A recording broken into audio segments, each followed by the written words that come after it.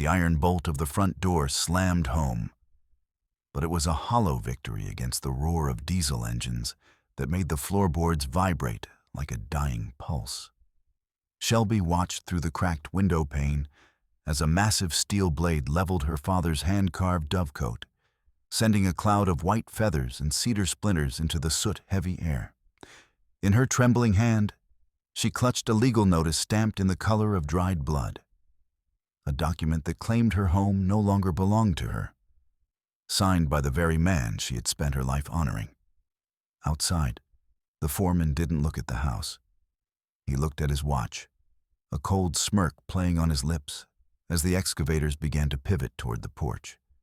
Shelbi lunged for the wall-mounted phone to call for help, only to find the line hanging limp and severed against the siding like a dead nerve. The town she served was silent.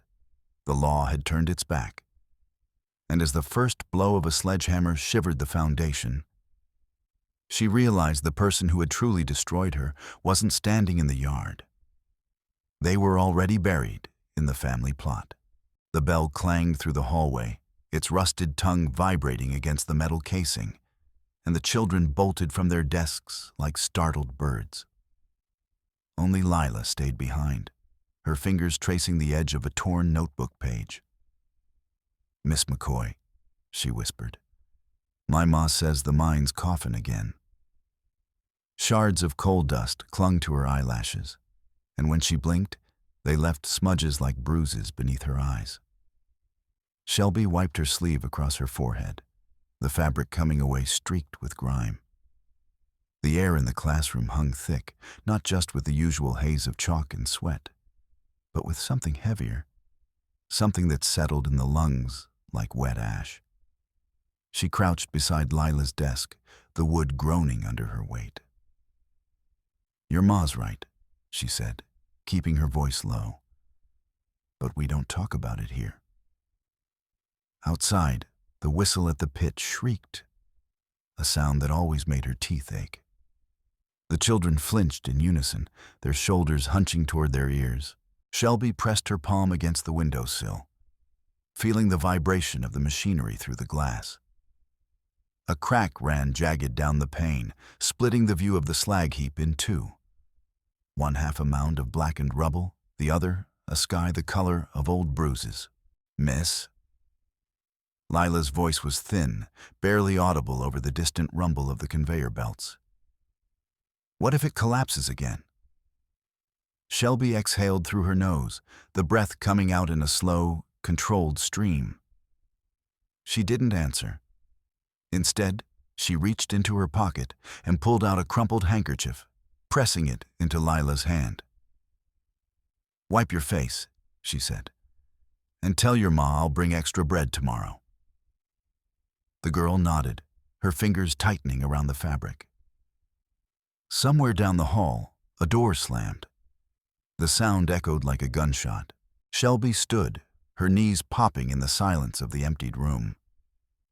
She pressed a hand to her throat, trying to swallow down the dry, persistent cough that had lived in her chest for months. The chalk dust on the history textbook looked like gray snow, a fine silt that turned the white pages into a map of neglect. Black Rock was a town built on what lay beneath, and what lay beneath was slowly rising to claim everything on the surface. She grabbed a rag, but it only smeared the soot across the window pane, blurring the distant silhouettes of the tailings piles until the world outside looked like a charcoal sketch left out in the rain.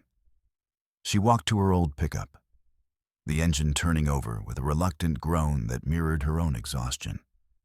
The drive home was a gauntlet of potholes and memories.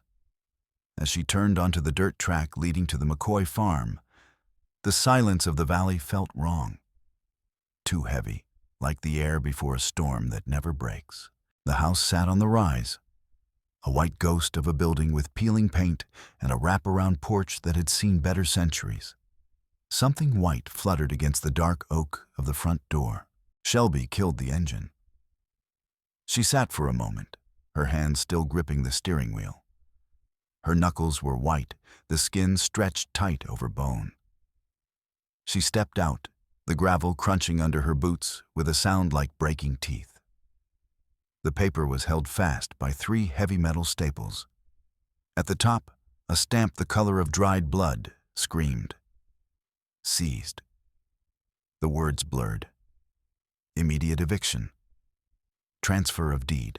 Her fingers went numb as she ripped the document free, the staples tearing through the wood. The scent of old cedar and damp earth rose from the porch boards, mixing with the metallic tang of the coming rain.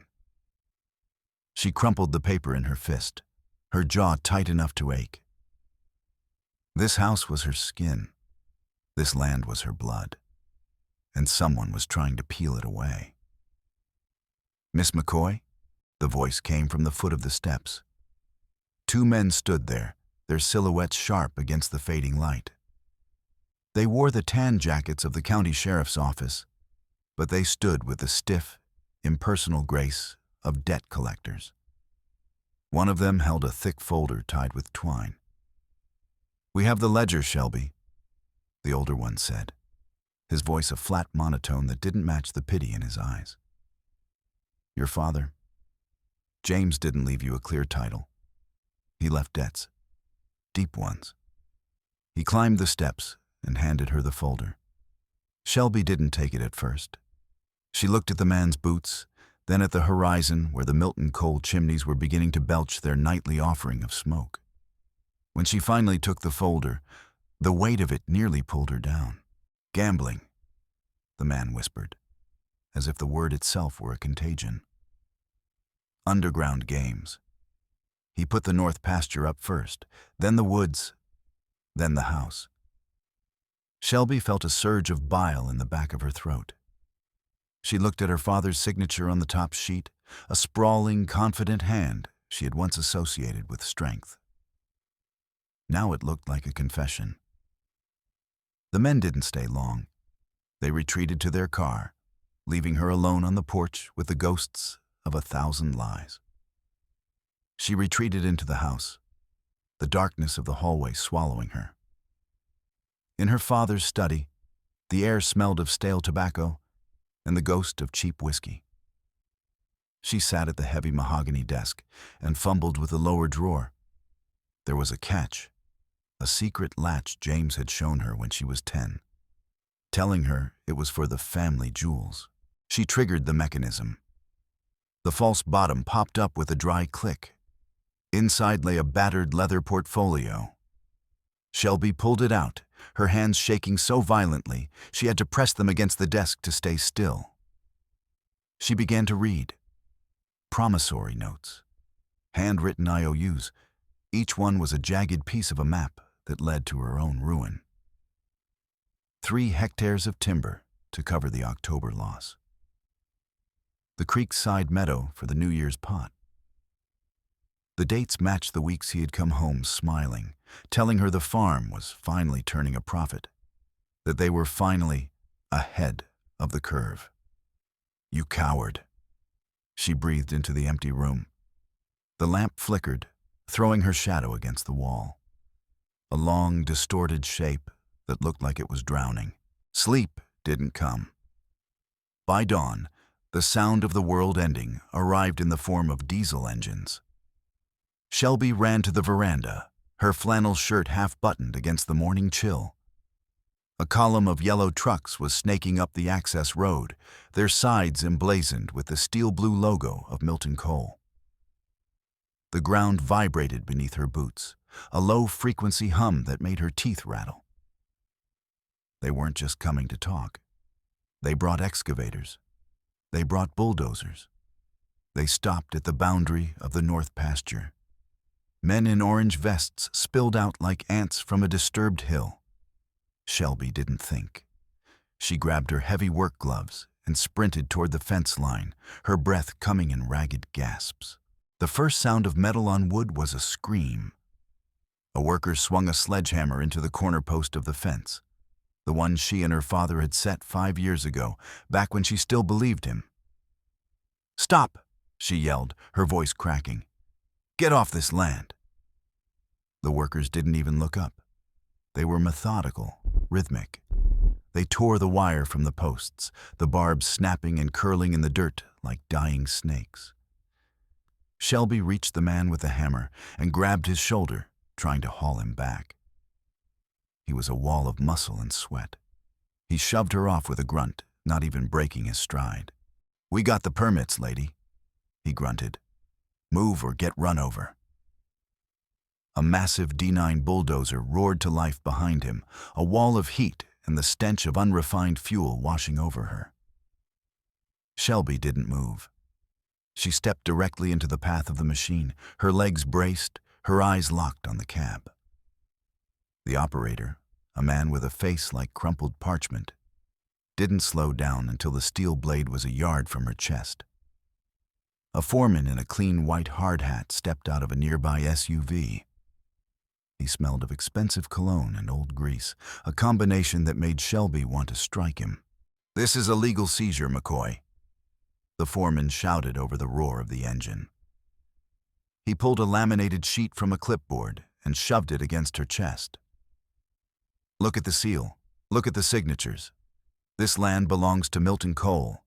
You're trespassing on corporate property." Shelbi stared at the names at the bottom of the document. Lawyers, notaries, and at the very end, the signature of the county judge. The wind caught the paper, flapping it against her hand, but the foreman snatched it back with a smirk. "You're a guest here now," he said, his voice dripping with a cold, professional triumph. "And your checkout time was yesterday." She stumbled back toward the house, her mind racing. She needed a lifeline. She needed Silas.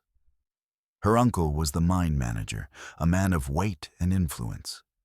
He had always been the bridge between the town and the company. She reached the house and grabbed the wall-mounted phone, her fingers fumbling the rotary dial. Silence. No dial tone. Just a hollow, dead space. She ran outside to the side of the house and saw the gray wire hanging limp.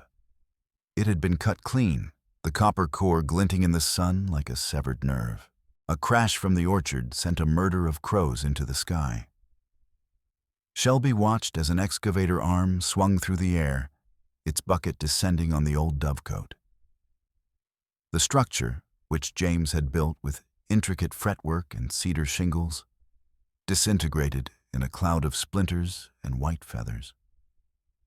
The birds circled frantically, their home reduced to a pile of matchsticks in seconds. Shelbi felt something break inside her. It wasn't the house. It wasn't the land. It was the realization that this wasn't an eviction. It was an execution. She retreated to the porch and slammed the heavy oak door, sliding the iron bolt home.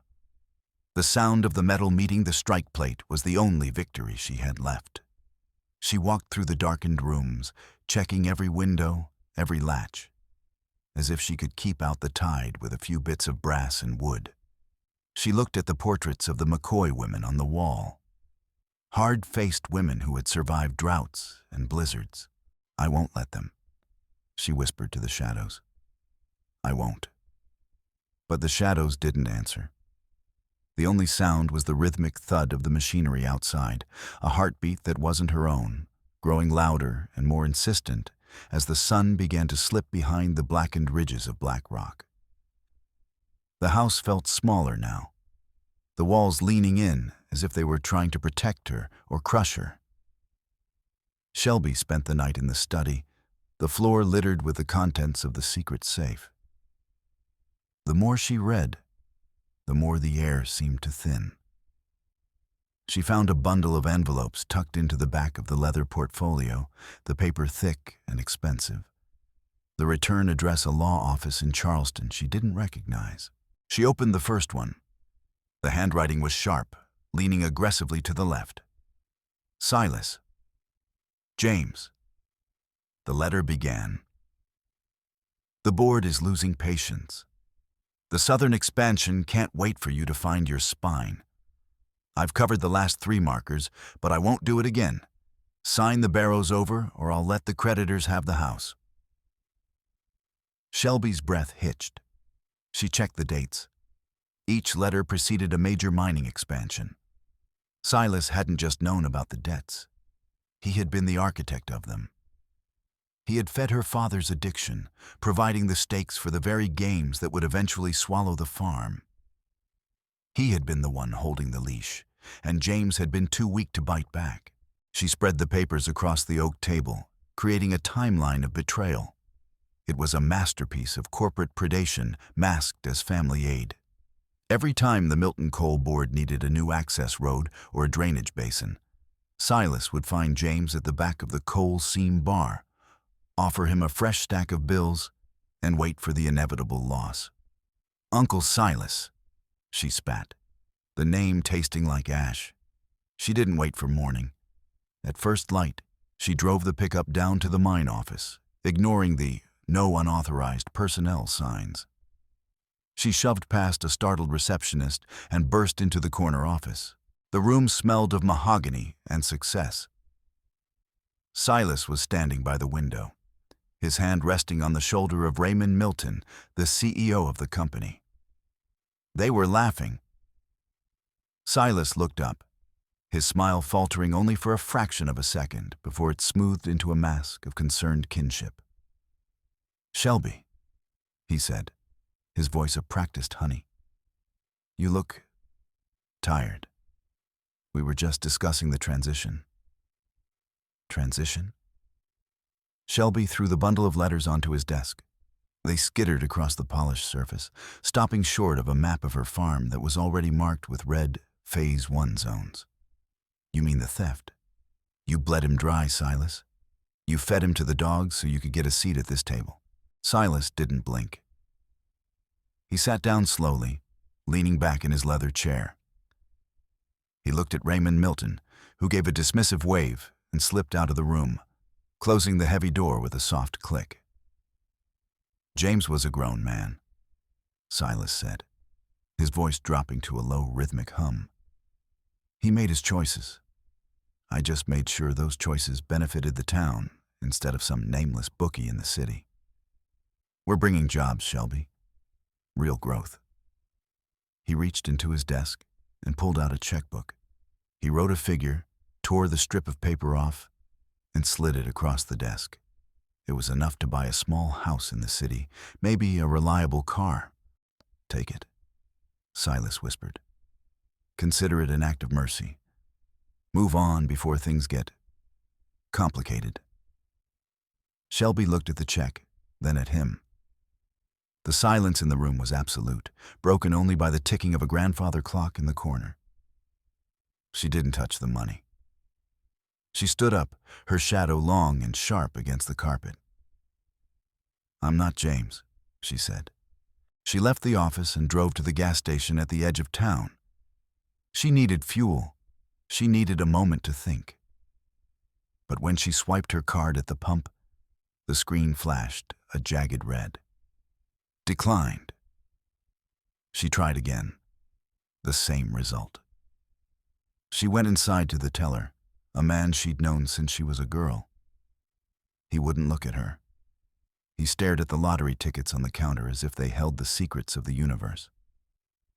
"The bank called, Shelbi," he muttered. "Legal hold on the accounts.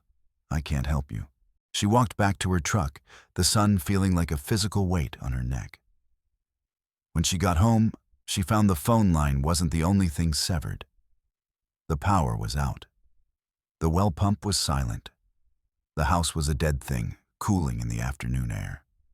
She tried to sleep, but the air in the bedroom felt charged, like the atmosphere before a lightning strike. A sharp, rhythmic snapping sound woke her.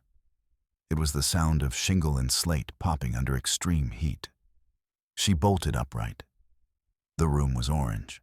The smell hit her next. The sweet, cloying scent of burning hay. She ran to the window. The barn was a pillar of fire, the flames licking the night sky with hungry, jagged tongues. The heat was a wall, even through the glass. Shelbi threw a wet coat over her head and ran into the yard. The roar of the fire was deafening, a living thing that hissed and spat sparks into the dry grass. "The horses!" she screamed. though there was no one to hear. She dove into the smoke-chilled interior of the barn, the air searing her lungs. She fumbled for the latches of the stalls, her skin blistering as she shoved the panicked animals toward the door. They bolted into the darkness, their hooves drumming a frantic rhythm on the dirt. As the last horse cleared the doors, Shelbi looked toward the tree line. 3 men stood there. They weren't helping. They weren't moving. They wore black tactical gear, their faces obscured by masks that caught the orange glow of the dying barn. They held empty fuel canisters, the plastic glinting in the firelight. "I see you," Shelbi shrieked, her voice lost in the crash of a falling beam. They didn't run. One of them stepped forward and threw something. It landed in the dirt at her feet, a charred piece of wood with words burned into the surface. "The house is next." By the time she looked up again, the shadows had swallowed them. The next morning, Shelbi stood in the sheriff's office, her hair smelling of smoke, her skin gray with soot. Sheriff Hancock didn't look up from his desk. He was circling words in a newspaper, his pen scratching rhythmically against the paper. "It was arson," Shelbi said, her voice a rasp. "I saw them. They left a message." Hancock sighed, finally looking up. His eyes were small, watery, and entirely empty. "Old barns go up, Shelbi. Bad wiring. Spontaneous combustion in the hay. It happens every summer." He pointed to a mug on his desk.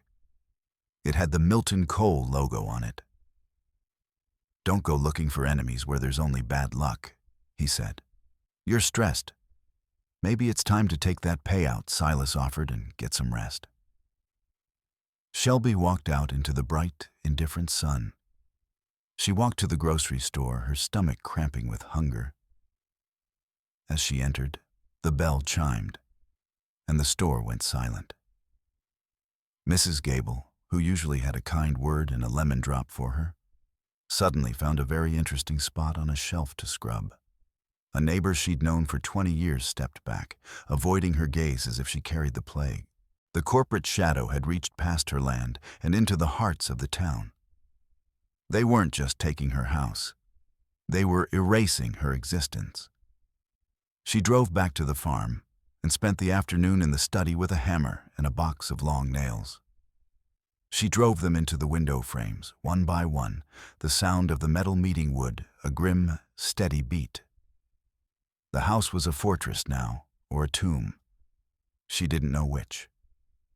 The following day, the door to the farm was nearly kicked off its hinges. Silas didn't wait for an invitation.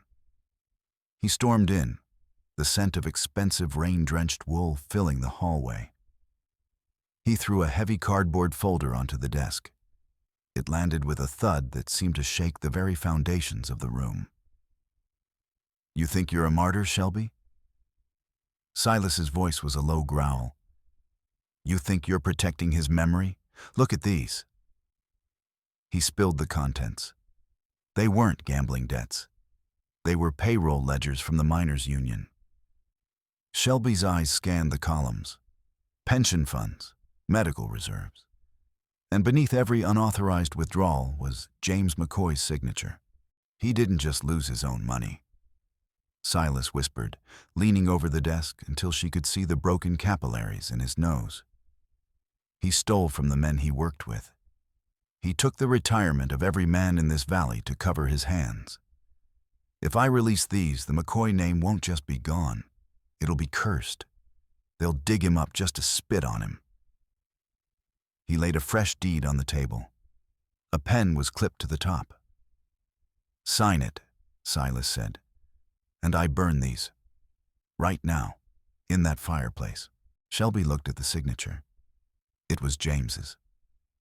There was no mistaking the loop of the J.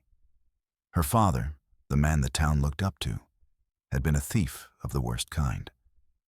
He had stolen the future of his friends to pay for his own weakness. You made him do it," she whispered. "I gave him a way out," Silas countered. "He took it, every single time. The weight of the betrayal was a physical thing, a cold hand tightening around her heart. She looked at the pen. She looked at the fireplace. "I need time," she said, her voice barely a thread. "You have until tomorrow," Silas said, turning for the door. "Then the papers go to the Gazette." He left, and the silence that followed was louder than the fire had been. Shelbi sat in the darkening room, the union ledgers staring back at her like accusations. She felt the urge to scream, to tear the house down herself. But she remained still. The next morning brought a different kind of ending. She arrived at the school to find a woman in a sharp gray suit sitting at her desk. The children were silent, their eyes wide and frightened. Director Hill appeared in the doorway, his face a mask of regret. He handed her a white envelope. "The board met last night, Shelbi. Budget cuts, moral turpitude clauses. We have to let you go." She didn't argue. She took her bag and walked out, the sound of the children's whispers following her like the rustle of dead leaves. When she got back to the farm, the machines were already there. A Milton coal truck was parked on her lawn, its bed tilted. A massive pile of black, oily slag was being dumped directly onto her garden, the sulfurous stench filling the air. The raspberry bushes she'd planted with her mother were swallowed in seconds by the corporate waste. Then the bulldozers moved. The first one hit the porch, the ornate railing snapping like dry bone. The house groaned, a deep, structural sound of agony. Shelbi ran inside, the vibration shaking the pictures off the walls. She dove into her father's study and slammed the door, sliding the heavy bolt. She began to move the furniture, dragging the heavy oak bookshelf across the door. She grabbed a hammer and began to nail boards across the windows, her movements frantic, her breath coming in short, sharp bursts. Thud. The house shuddered again.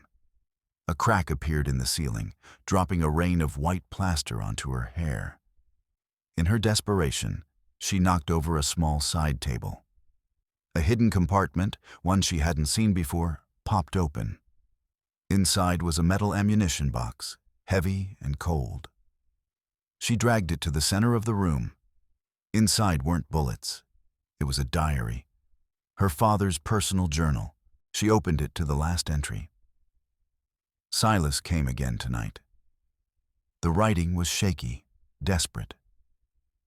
He brought the new ledger. He told me if I didn't sign the medical fund transfers, he'd tell Shelbi about the gambling.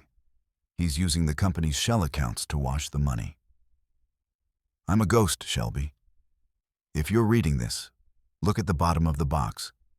The real contracts are there. The ones Silas thought he burned." Shelbi tore at the false bottom of the ammo box. Underneath lay a stack of original land deeds, their seals unbroken. They showed that the land transfer to Milton Coal was predicated on a fraudulent survey, one that Silas had forged. The wall behind her exploded. The bucket of an excavator tore through the lath and plaster, showering her in debris. Shelbi grabbed the diary and the deeds. She didn't look back. She scrambled through the broken window, the jagged glass cutting her arms, and dropped to the muddy earth. She ran for the truck, the engine screaming as she tore down the driveway, leaving the ruins of her life behind. She didn't go to the sheriff. She didn't go to Silas. She drove straight to the town hall. The doors were heavy oak, but she threw them open with a strength she didn't know she possessed. The town meeting was in full swing, Silas standing on the stage, his arms wide as he described the new era of prosperity. Shelbi marched down the center aisle, her clothes torn, her face smeared with blood and coal dust. The room went silent. "Prosperity," she shouted, her voice echoing off the high ceilings. "Or theft?" She climbed the stage, shoved Silas aside, and grabbed the microphone. The feedback shrieked. a sound like a dying animal. "My father was a weak man," she said, looking out at the crowd, at the widows and the miners. "He took your money. He signed those ledgers." A gasp went through the room. Silas moved toward her, his face purple with rage. But a group of miners stepped into his path, their expressions hard and unyielding. "But he didn't do it alone," Shelbi continued, her voice gaining strength. "He was blackmailed by the man standing right here. Silas McCoy didn't just steal from you. He forged the deeds to this entire valley. He planned to close the old shafts and leave you with nothing the moment the farm was leveled." She held up the original contracts. She held up the diary. "It's all here," she said. "The shell companies, the forged surveys, the truth." The silence that followed was absolute.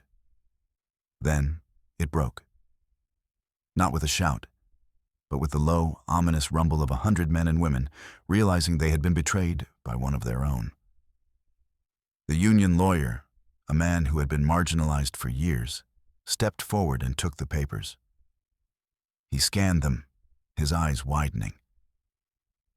This changes everything," he whispered. Silas tried to run, but the doors were already blocked. He didn't look like a mine manager anymore. He looked like a cornered rat, his expensive suit rumpled, his eyes darting back and forth in terror. Shelbi walked out of the hall as the first sirens began to wail in the distance. She drove back to the farm. The house was gone, reduced to a pile of splintered wood and twisted metal. The machines were silent, their operators having fled when the word reached them. She sat on the one remaining step of the porch, the wood cold beneath her. The sun was setting, casting long, bloody shadows across the valley. The air was still thick with the scent of coal and ruin, but for the first time in months, she could breathe. She stayed there for a long time, watching the stars come out over the ridges of black rock. She was alone. She was broke. Her name was tarnished, and her home was a memory. But the land was still hers. And the truth, bitter as it was finally out in the light. She leaned back against the ruins of the McCoy farm and closed her eyes, listening to the quiet of a town that was finally starting to wake up.